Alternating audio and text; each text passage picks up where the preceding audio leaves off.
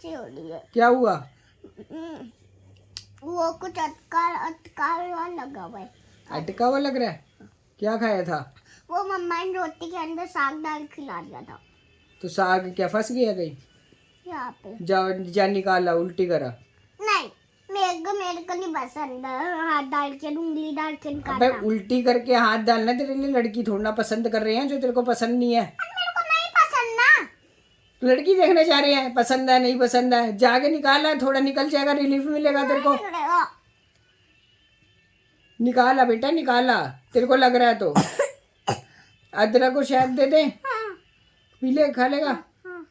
ठीक है अभी देता हूँ, चल अब सो जा। नहीं। ना